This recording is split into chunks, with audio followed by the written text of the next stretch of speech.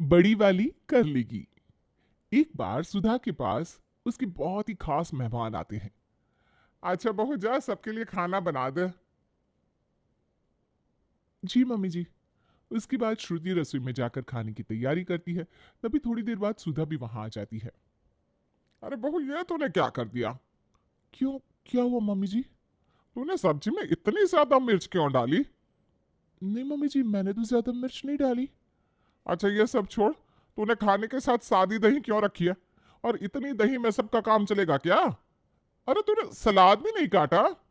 Mummy जी, दरअसल बात यह है कि तभी वहां पर घर की बड़ी बहू रितु आ जाती है। अरे कोई बात नहीं मम्मी जी, आप चिंता मत कीजिए, मैं सब संभालूंगी। हाँ बहू जल्दी कर, वो सब इतनी देर से खाने का इंतजार कर रहे हैं और अब तक खाना नहीं गया। वो हमारे बारे में क्या सोचेंगे? जी मम्मी जी, आप चलिए, मैं खाना लेकर आती हूँ। उसके बाद सुधा वहां से चली जाती है और रीतू जल्दी से दही को पतला करके उसका रायता बना देती है और सारी तैयारी करके फटाफट खाना परोस देती है। खाना वाकई स्वाद था, मजा आ गया। मेहमान तो खाने की खूब तारीफ करके वहां से चले जाते हैं। वाह बहू, तूने तो कमाल ही कर दिया, मेरा नाम बचा लिया। नहीं तो इसका बनाया हुआ खाना परोसती तो सब मेरी बुराई करते। कोई बात नहीं मम्मी जी, श्रुति अभी नई नई है ना, धीरे धीरे सब सीख जाएगी। अरे धीरे धीरे क्या, बिल्कुल बुढ़ापे में सीखेगी। 1 साल तो होने वाला है इसे आए। माफ करना मम्मी जी, मैं आगे से ध्यान रखूंगी। हाँ हाँ, कोई बात नहीं। फिर शाम को जब श्रुति बाजार से वापस घर आती है। बहू मेरी दवाई ले आई? जी पापा जी, मैं आपकी सारी दवाई लेकर आई हूँ। अच्छा ठीक है, यहाँ टेबल पर रख दे, मैं थोड़ी देर में खा लूंगा। जी पापा जी। फिर श्रुति वहां पर सारी दवाइयां रखकर चली जाती है। लेकिन थोड़ी देर बाद नरेंद्र फिर से आवाज लगाता है। बहू जरा एक गिलास पानी तो लाना। नरेंद्र की आवाज सुनकर रितु उसके लिए पानी लेकर आती है। लीजिए पापा जी। हाँ बेटा लाओ, मुझे मेरी दवाई भी दे दे। फिर रितु जैसे ही नरेंद्र को उसकी दवाइयां देती है। पापा जी, ये दवाई तो आपकी नहीं है। ये क्या बोल रही है बहू तू? आज ही मैंने श्रुति से सारी दवाइयां मंगवाई है। हाँ लेकिन पापा जी, ये देखिए बिल्कुल अलग है। अरे तूने बिल्कुल सही कहा। कोई बात नहीं, श्रुति बहू पहली बार दवाई लेने गई थी, शायद उससे गलती से ऐसा हो गया होगा। हाँ पापा जी, कोई बात नहीं, मैं अभी आपकी दवाई लेकर आती हूँ। उसके बाद रितु बाजार से सही दवाई लेकर आती है और नरेंद्र को देती है। जब ये बात सुधा को पता चलती है तो वो आग बुबला हो जाती है। अरे तुझसे एक भी काम सही से क्यों नहीं होता है? सब काम गलत ही करती रहती है। मम्मी जी, मुझे सच में नहीं पता था कि वो दवाई गलत है। मैंने जानबूझकर ऐसा नहीं किया। अरे मैंने कब कहा कि तूने जानबूझकर ऐसा किया? लेकिन तुझे चीजों का ध्यान रखना चाहिए। दिन में 50 तो गलतियां करती है, फिर माफी मांगती रहती है। अरे पहले ही उस काम को अच्छे से कर लिया करना। ठीक है मम्मी जी, मैं आगे से ध्यान रखूंगी। इस तरह श्रुति से छोटी मोटी गलतियां होती रहती। कोई भी ऐसा दिन नहीं जाता था कि श्रुति से गलती ना हो। लेकिन हर बार रितु उस समस्या को हल कर देती थी। इस वजह से सुधा श्रुति को हमेशा डांटती रहती। फिर कुछ दिन बाद जब सुधा हॉल में बैठी थी। बहू, अरे ओ बहू जरा इधर तो आ। अपनी सास सुधा की आवाज सुनकर श्रुति उसके पास आती है। जी मम्मी जी, आपने बुलाया? अरे तू क्या करने आ गई? मैंने रितु बहू को बुलाया था। मम्मी जी, वो रितु भाभी बाजार गई है, आप बता दीजिए क्या काम है, मैं कर दूंगी। अरे ना बाबा ना, रहने दे, तुझसे तो एक भी काम ढंग से नहीं होता। मैं रितु बहू के आने का इंतजार कर लूंगी, तू जा यहाँ से। ठीक है मम्मी जी। श्रुति वहां से उदास होकर चली जाती है। फिर जब घर की बड़ी बहू रितु बाजार से लौटती है तब। अरे बहू तो आ गई? जी मम्मी जी, आज ना बाजार में बहुत भीड़ थी, मैं तो थक गई एकदम। कोई बात नहीं बहू, तू आराम से बैठ, फिर मुझे ना तुझसे एक जरूरी काम भी है। जी बोलिए ना मम्मी जी। मैं एक सोने की अंगूठी खरीदना चाहती हूँ, तू मेरे साथ चलेगी? अरे मम्मी जी, नेकी और पूछ पूछ। तो ठीक है, तू साथ होगी तो मुझे डरने की कोई बात नहीं, वरना अकेले तो मैं ऐसा कुछ लेने ही ना जाऊं। मम्मी जी, मेरे होते हुए किस बात की चिंता? सही कहा बहू तूने, तू सारे काम कितने अच्छे से संभाल लेती है। फिर अगले दिन सुधा और रितु दोनों सुनार की दुकान पर जाते हैं और वहां से सोने की अंगूठी खरीदकर घर वापस आते हैं। क्या बात है, आज तो बहुत खुश दिखाई दे रही हो। खुश कैसे ना हो, मैंने आज सोने की अंगूठी खरीदी। यह सही है, तुम्हें तो खुश होना ही था, पैसे तो मेरे गए हैं। अरे इसमें मुझे बहुत बड़ा फायदा हुआ है। कैसा फायदा? रितु बहू ने पूरे 2,000 की बचत करवा दी। अच्छा, वो कैसे? अरे वो सुनार रितु का जानकार था, जिसकी वजह से उसने हमारे 2,000 रुपये कम कर दिए। चलो कोई बात नहीं, ये तो बहुत अच्छी बात है। हमारी ऋतु बहू है ही समझदार। सही कहा आपने। हमारी ऋतु बहू को सारी चीज की समझ है और सभी काम बहुत अच्छे से करती है। साथ ही इसे मोल भाव भी बहुत अच्छे से करना आता है। बस मम्मी जी, अब मैं इतनी भी कुछ खास नहीं हूँ। अरे नहीं बहू, अब से पूरे घर की जिम्मेदारी तेरी। घर का राशन पानी से लेकर सब चीज तक का हिसाब किताब अब तू ही देखेगी। अरे लेकिन मम्मी जी, लेकिन लेकिन कुछ नहीं बहू, मैंने कह दिया सो कह दिया। ठीक है मम्मी जी, आप चिंता मत कीजिए, मैं अपनी जिम्मेदारी बहुत अच्छे से संभालूंगी। अरे वो तो मैं अच्छे से जानती हूँ। इस तरह रितु पूरे घर की जिम्मेदारी खुद ही संभालती थी। उसे कोई भी काम करने से पहले किसी से कुछ भी पूछने की जरूरत नहीं होती थी। सुधा भी हर चीज में रितु से ही सलाह लेती थी। एक दिन जब सभी नाश्ता कर रहे थे, अरे बहू तू आजकल खाना कैसा बनाने लगी है? मम्मी जी वो, दरअसल मम्मी जी खाना मैंने बनाया है। बस, अगर तूने बनाया है तो भला ये अच्छा कैसे हो सकता है? उससे तो कुछ भी काम ढंग से नहीं होता। अरे कभी कुछ तो अच्छा कर लिया कर। अरे कोई बात नहीं मम्मी जी, श्रुति धीरे धीरे सब सीखेगी। अरे एक तू भी तो बहू है जो हर काम इतने अच्छे से करती है, लेकिन ये तो एक भी काम ढंग से नहीं करती।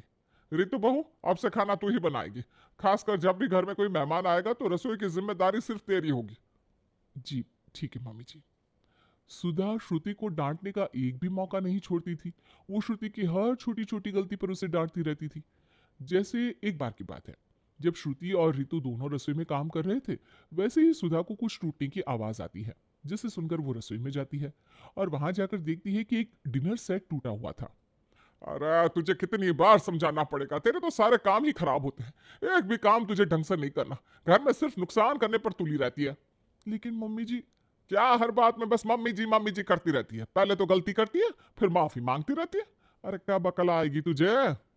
तब रितु सुधा की बात को बीच में काटते हुए कहती है, मम्मी जी दरअसल इसमें श्रुति की कोई गलती नहीं है।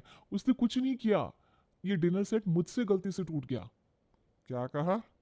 जी मम्मी जी, मेरी ही गलती है, मैंने ध्यान नहीं दिया, मुझे माफ करना। अरे कोई बात नहीं बहू, छोटी मोटी गलतियां तो होती रहती है, कोई बड़ी बात नहीं है। तू दूसरा डिनर सेट निकाल लियो। ठीक है मम्मी जी। ये सब देखकर श्रुति काफी हैरान हो जाती है। जिस गलती के लिए सुधा अभी 2 मिनट पहले ही श्रुति को इतना ज्यादा डांट रही थी, लेकिन ये पता चलने पर कि वो गलती रितु ने की है, वो उसे तो कुछ भी नहीं कहती। एक तरफ सुधा श्रुति को हर छोटी छोटी बात पर डांटती थी, लेकिन रितु को कुछ नहीं कहती थी। सुधा अब अपनी दोनों बहुओं में भेदभाव करने लगी थी। एक दिन सुधा बाजार से सामान लेकर आती है और अपनी दोनों बहुओं को अपने पास बुलाती है। देख बहू, मैं तेरे लिए क्या लाई। वाह मम्मी जी, साड़ी! ये दोनों साड़ी तो बिल्कुल एक जैसी है, बस दोनों का रंग अलग है। हाँ, त्योहार आने वाले हैं, इसलिए मैंने सोचा तुम दोनों के लिए एक एक नई साड़ी ले आओ। तुम दोनों अपना अपना रंग पसंद कर लो। श्रुति अपने लिए नीला रंग पसंद करती है, लेकिन तभी रितु कहती है, ओह नीला रंग तो मुझे भी बहुत पसंद था। अरे कोई बात नहीं बहू, तू नीला रंग ले ले और हरा वाला श्रुति ले लेगी, है ना बहू? जी मम्मी जी, मुझे कोई परेशानी नहीं है। देख रितु बहू, मैं तेरे लिए ना एक सूट भी लाई हूँ। वाह मम्मी जी, ये तो बहुत ही अच्छा है ना? तुझे पसंद आया ना? हाँ मम्मी जी, बहुत। अच्छा श्रुति बहू, जा हमारे लिए एक एक कप कड़क चाय बना कर ला। जी मम्मी जी। उसके बाद श्रुति उन दोनों के लिए चाय बनाकर लाती है और उन्हें चाय देने के बाद वापस अपने कमरे में चली जाती है। आखिर सब मेरे साथ इतना भेदभाव क्यों करते हैं? मैं मानती हूँ कि मुझसे गलती होती है, लेकिन इसका मतलब ये तो नहीं कि मुझे बिल्कुल ही इग्नोर कर दिया जाए। आखिर मैं रितु भाभी की तरह परफेक्ट बनूं तो कैसे बनूं? इस तरह सुधा अपनी दोनों बहुओं में बहुत ही ज्यादा भेदभाव करती थी और वो हमेशा रितु की ही साइड लेती थी। ये सब देखकर श्रुति को बहुत बुरा लगता था। वो हमेशा सब अच्छा करने की कोशिश करती थी, लेकिन सुधा कभी भी उसकी तारीफ नहीं करती थी। एक दिन सुधा से मिलने उसकी एक सहेली आती है। अरे वीना बहन, आओ आओ। कैसी हो सुधा तुम? मैं तो बिल्कुल बढ़िया हूँ। बढ़िया तो होगी ही, घर में दो दो बहुएं जो है। तब श्रुति उन दोनों के लिए पानी लेकर आती है और वो वीना के पैर छूती है। जा बहू, गर्मा गर्म चाय और पकोड़े बना ला। जी मम्मी जी। तेरी बहू तो बहुत संस्कारी है। हाँ, मेरी बहू तो है ही कमाल। मेरी बड़ी बहू ने पूरा घर संभाल रखा है, उसकी बराबरी कोई नहीं कर सकता। सुधा और वीना खूब बातें करते हैं। वहीं दूसरी तरफ श्रुति थोड़ी देर के बाद उनके लिए चाय और पकोड़े बनाकर ले आती है। वीना जब उन्हें खाती है, सच में ये पकोड़े तो बड़े ही स्वादिष्ट हैं। अरे ये तो कुछ भी नहीं। जब तू मेरी बड़ी बहू के हाथ का खाना खाएगी ना, तो साथ में अपनी उंगलियां भी खा जाएगी, गारंटी से। अरे ऐसा क्या है तेरी बड़ी बहू में जो तू तब से बड़ी बहू ही करने में लगी हुई है? जरा थोड़ी तारीफ अपनी छोटी बहू के लिए भी बचा दे। अरे इसके बारे में तो अब बस मैं क्या ही बोलूं। क्यों भला? अरे ये एक भी काम ढंग से नहीं करती, इतनी तो गलतियां करती है दिन में। अरे कोई बात नहीं, गलतियां तो सबसे होती है। अरे मेरी बड़ी बहू रितु को देख, कितनी परफेक्ट है, सारा काम बड़े अच्छे से संभालती है। उसने पूरे घर को संभाल रखा है, एक भी चीज इधर से उधर नहीं होने देती। इस तरह सुधा अपनी बड़ी बहू रितु की तारीफों के पुल बांधने में लगी रहती। ये सब श्रुति सुन रही थी। उसे बहुत बुरा लग रहा था कि उसकी सास दूसरों के सामने भी उसकी सिर्फ बुराइयां ही करती है और रितु बहू के गुण गाते थकती नहीं। फिर तभी श्रुति के पास उसकी माँ का फोन आता है। हेलो माँ। हाँ मेरी बच्ची, कैसी है तू? बस ठीक हूँ माँ, तुम कैसी हो? क्या बात है बेटा, तू इतनी उदास क्यों है? जब भी देखो तू हमेशा बुझी बुझी सी रहती है। माँ, मैं रितु भाभी की तरह परफेक्ट क्यों नहीं बन पाती? सब उनकी इतनी तारीफ करते हैं। वो हमेशा सभी काम इतने परफेक्ट तरीके से करती है और मुझसे एक भी काम ढंग से नहीं होता। अरे बेटा, तू हमेशा बताती है ना वो कितनी परफेक्ट है, लेकिन कोई भी इंसान इतना परफेक्ट कैसे हो सकता है? तू खुद ही सोच। मेरी बात मान, तू उस पर जरा ध्यान रख। आखिर वो ऐसा क्या चमत्कार करती है जो सभी कामों को सही कर देती है? बेटा, हो ना हो मुझे तो कुछ गड़बड़ लगती है। लेकिन माँ।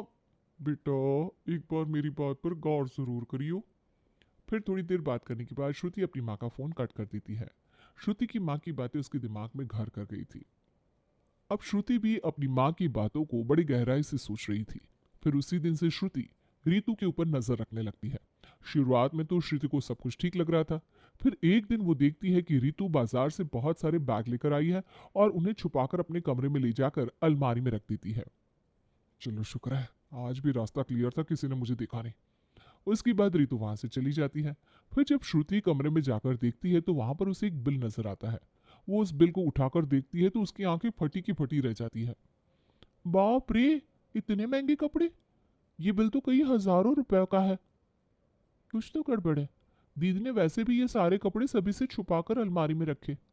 अब मुझे आगे की इन्वेस्टिगेशन पूरी करनी होगी। उसके बाद श्रुति उस बिल को अपने साथ ले जाती है। फिर अगले दिन वो अपने जेठ पंकज के पास जाती है। अरे श्रुति, आओ, क्या बात है? भैया ये बिल देखिए तो। अरे वाह श्रुति, तुम्हारी तो मौज हो गई। तुमने इतने महंगे कपड़े खरीदे हैं। तुम जानबूझकर मुझे ये बिल दिखाने आई हो। जरूर तुम्हारी भाभी ने तुम्हें भेजा होगा, मुझे ये दिखाने के लिए कि यश तुम्हें कितनी शॉपिंग करवा रहा है और मैं उसे कोई भी शॉपिंग नहीं करवाता। लेकिन माफ करना श्रुति, यश की तरह मैं इतना दिलदार नहीं हूँ। नहीं भैया, आप गलत समझ रहे हैं। दरअसल ये बिल तो भाभी की शॉपिंग का है।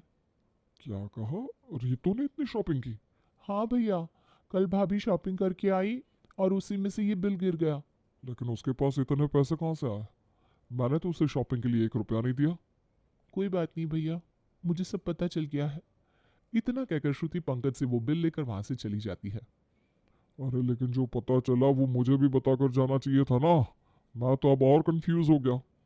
फिर शाम को जब सभी हॉल में रितु का इंतजार कर रहे थे।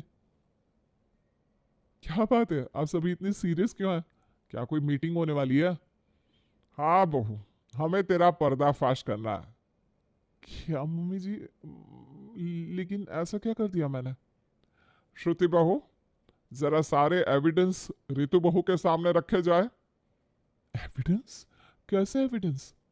भाभी, मैंने आपके ऊपर इन्वेस्टिगेशन की और मुझे कुछ रहस्य पता चले। आप कल शाम को कहाँ गई थी? अब बाजार गई थी। आप वहां क्या करने गई थी? सामान खरीदने गई थी।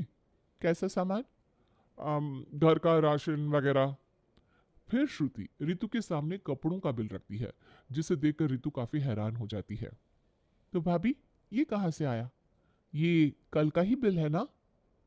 क्या बात है बहू, तेरे इतने पसीने क्यों छूट रहे हैं?